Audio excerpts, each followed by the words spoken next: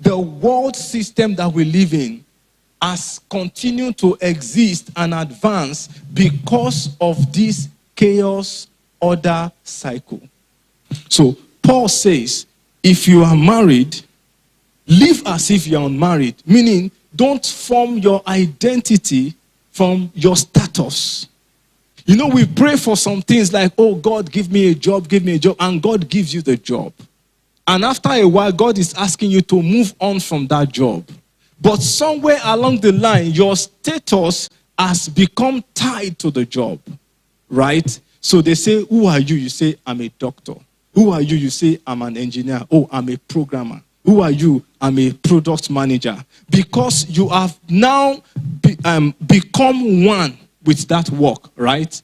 But then God says, leave being a product manager and go and start something else. Maybe move into marketing. And then somewhere in your head, you're like, me that have risen to become a senior product manager. Where do I even want to start from? Do you understand what I'm saying? And you had the instruction. It wasn't devil. You knew God said, go to marketing. Is somebody getting me? But because your identity has become tied to that role as a product manager, anywhere you go, you carry it with your chest, with your full chest.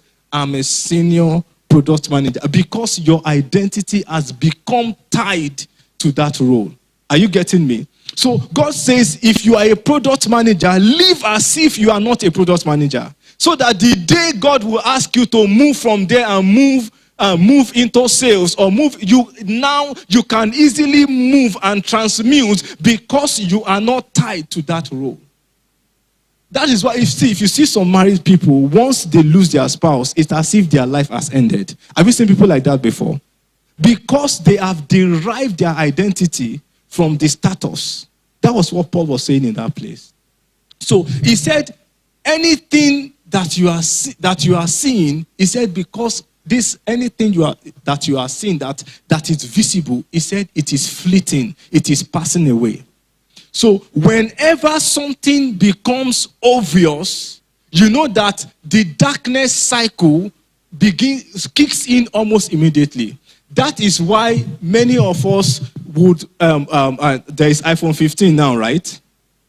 All right. So what has kept iPhone to be moving from 1 to 2 to 3 to 4 over the years? What has kept them relevant? Now, see, a typical African would buy iPhone 14 and say, man, I have arrived. Do you understand what I'm saying? And then you will be flaunting the iPhone 14 like anywhere you go, you want people to know that your levels has changed. Right? So it has become a status symbol for us because you want people to know that I'm using iPhone 14.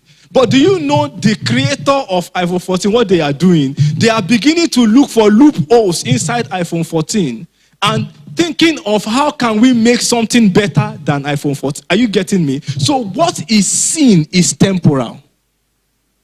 No matter how attached you are to that phone, give it 5 years. Right? If you can keep it, you can maintain it for 5 years.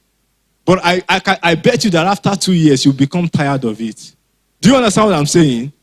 But some people remember the time of BlackBerry. How many of us remember this? See, I can tell you that I knew people who lost their virtue because of BlackBerry phone.